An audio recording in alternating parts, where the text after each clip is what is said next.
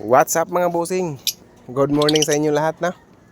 So, andito na naman tayo sa ating munting ibunan. Umuulan ngayon mga boss oh. So araw ng Biyernes na. Umuulan. Maaga-maaga. Napakit tayo dito sa ating trap kasi kumalampag bigla. Excuse me. Kumalampag yung trap natin dito sa kabila boss no. So pupuntahan natin dito sa kabila kasi may bumisita dito sa atin no. So ito, ayan mga busing, ang ganda ng nito, kulay blue no. Yan, bali naliligo tayo mga boss. Narinig natin kumalampag yung trap natin. So yun, pag silip natin may laman na. Ito na siya.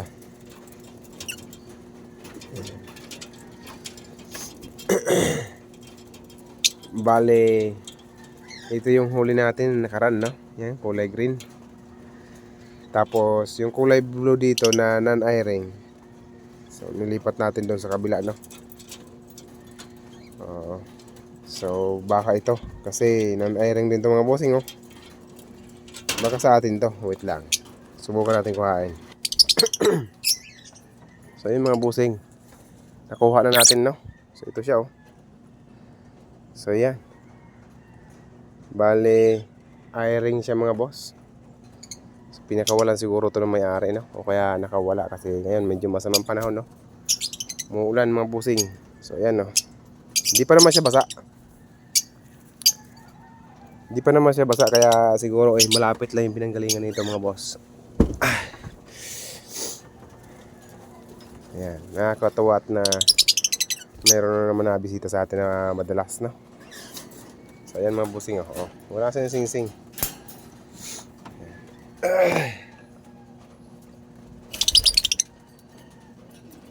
Nahiya pa siyang kumain no.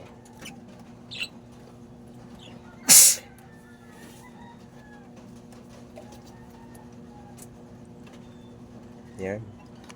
Bali, itong dilaw pala natin kuhain natin dito mga busing no. Ilipat natin doon sa kabila, doon sa blue. Lang. Ito na mga boss, nakuha na natin yung dilaw no. So ayan, dalawa lang sila dyan. Yung dagat mo nakaraan araw, tapos ito yung dagat ngayon no. So updated tayo. Anong date ba tayo ngayon? 22 August. So Friday ngayon no. Itong natin, kasi matapang to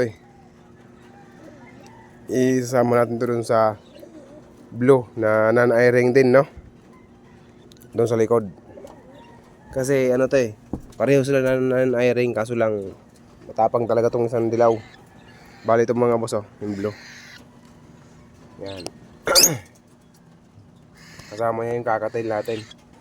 Kasi yung kakatil natin na isa namatay na ng mga busing no. Ayan mga boss kung napapansin nyo, kahit nasa kamay ko siya, so malakas siya humuni. Ayan o. So diba? So, kahit hawak mo siya malakas siya humuni. Ayan. Kaya napakagandang nito, napakagandang pangate. Yan. Kasi malakas siya umuni mga busing ngayon. Yan.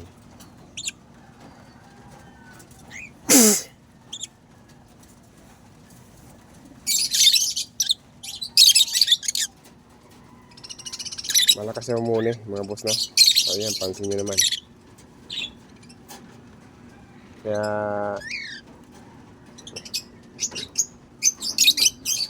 dito natin siya nilipat sa likod. Ayun, nakipagsilipan siya doon no, sa mga parakit natin. Bali parakit nga pala yung nasa likod niyan. Yan, nakipagsilipan siya doon. Ayun, lumalabas yung buntot ng parakit oh.